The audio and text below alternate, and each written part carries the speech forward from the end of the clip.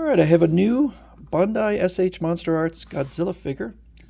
And when I first got this figure, I was kind of stupid because I was thinking, well, it's Godzilla 2000, and there is literally Godzilla 2000, the movie, which, as someone who's watched almost every Godzilla movie multiple times, I actually never watched that one.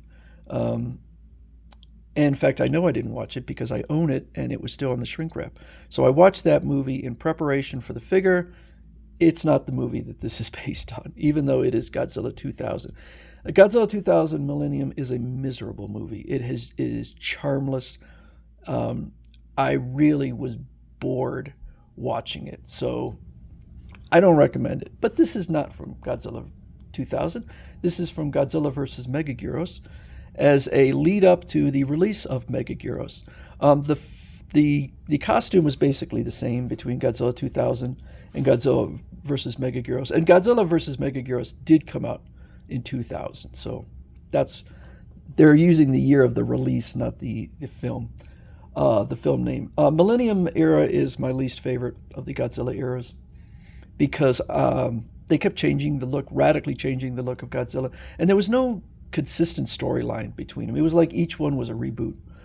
And I thought that Godzilla against Mechagodzilla and Godzilla SOS were probably the best, but I will take the Heisei era any day over the Millennium era. I will take the Showa era over the Millennium era. So Megaguirus is kind of a worthless kaiju. Not the thing is that it was almost like he was inserted just to give Godzilla something to fight against, because the main story is Godzilla versus the humans. Humans trying to battle back against Godzilla. Megaguirus comes in, fights Godzilla. One fight, Godzilla wins fairly easily. The only reason you couldn't remove Megaguirus from the film is because it would be a very short film then. But overall, he doesn't really serve much purpose. Also, the special effects in this movie are really inconsistent. When Godzilla's walking through, I guess it's Tokyo Bay or wherever, it looks fantastic. It does not look like it's model work. It looks like it's real. So I don't know how they did that, but it looks amazing. In other places, it looks not that amazing. And in particular, the fight with Megaguirus is extremely inconsistent. When Megaguirus is moving at its super speed, it looks bad. There's also parts in there where the film is moving in slow motion, particularly when Godzilla's moving, and it just doesn't look good. But there's other ones where there's a close-up of the fight, and it looks pretty good. And I think that overall, the design of Megaguirus is fine. It looks good. He's got an interesting attack, which is to drain using his stinger. But overall, yeah, I didn't think it was that great. But it's certainly better than Godzilla 2000. So one other thing I will add, because anyone who is considering getting into buying the S.H. Monster Arts or looking at which company to buy from, S.H. Monster Arts has a bad reputation for QC issues. And I think it's undeserved because I have probably 20 or so Godzilla figures, different figures, but whether it's Godzilla or Kaiju or whatever. I've only had two that I really had issues with the joint. One was an early one I got, had a problem with the leg falling off, but only if it was being manipulated. The worst by far was King Kong from the Millennium films. Not the Millennium, I'm sorry, the Legendary Picture films. That one was a problem. But again, he could be posed, and as long as I wasn't moving it around. But the other issue people have is claimed with is paint job. And again, I haven't really had problems. And I know that some other people have defended, saying, yeah, you're going in with a magnifying glass and looking. And so we could get a good... I tried doing a magnifying glass on here, and it looked... I couldn't do it on camera. It was all... it did not help. But we could take a look in there. As a reproduction, yeah, this is good. And I think the figure has kind of, or the design of Godzilla has kind of grown on me. Look, he's got, a twinkle in his eye. You could see the shininess. And, I guess maybe if you get in really close and like, you could see some paint issues, but I think it looks great. And the claws. One of the things that that people have complimented on was the articulation, and that is actually where I had the issue. So he's got kind of the pinkish, purplish spines, which is fairly unique for Godzilla, for Toho Godzilla, and it's pretty neat. Yeah, again, it's supposed to be a little more reptilian looking. The Heisei Godzilla, which is kind of my favorite, looks almost feline. So they decided to go back. It is really, really detailed. I think the articulation they've been improving. I think they're using a softer plastic, I want to say. And so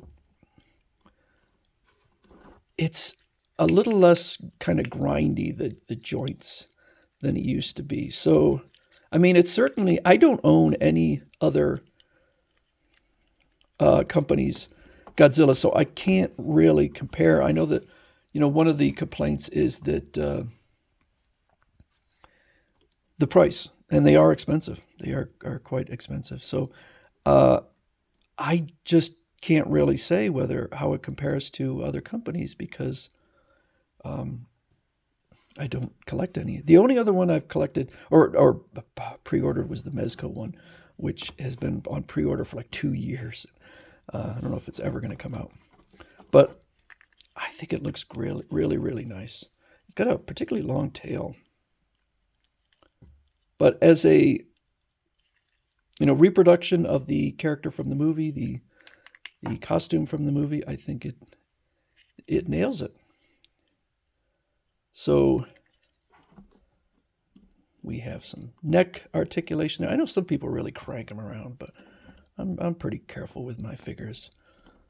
I mean, I think that someday maybe I should do a comparison between the later ones, the more recent ones, and the earlier ones. It's possible that a lot of the complaints about the Godzilla figures are from early on. Maybe they did have more QC issues, and those comments just sit around forever.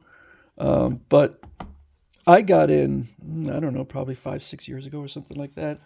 They'd already well into the line, and I just wasn't having those issues. Again, I had one figure early on with issues, and then that darn King Kong. So he's got some nice articulation in the jaw there. Well, not that much articulation. I will say this, that his teeth, I think his teeth in the movie were more prominent. He really had a mouthful of teeth, and I think they looked bigger and more kind of gnarly. Sorry, I'm getting it out of camera. Whereas here, they're a little bit more contained in his mouth. But overall, and those eyes, I think those eyes look really nice. Godzilla's kind of the villain in this one, even though he fights. During the Millennium era, that he was often the villain.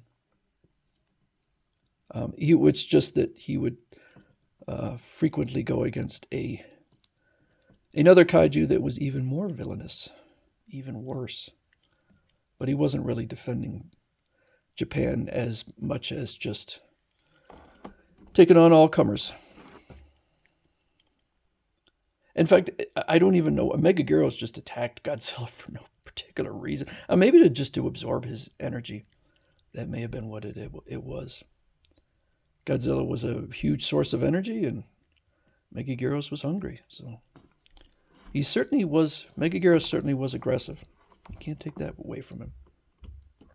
So anyway, that's the Godzilla 2000. I'll take a look at the box real quick, and then call it a day. So it's, the box is about exactly the size it would need to be. There's no extras in this. No like flame breath or atomic breath or whatever. So there's some pictures. You know, I mean, these are quality enough that you might, is seeing a picture like that, you might think it's a still shot from the movie rather than a figure. So that's pretty neat. So that is the newest one. I can't. I think this might be a remake. I can't remember, a re-release. I'm not sure. But that is Godzilla 2000 from the movie Godzilla versus Megaguirus.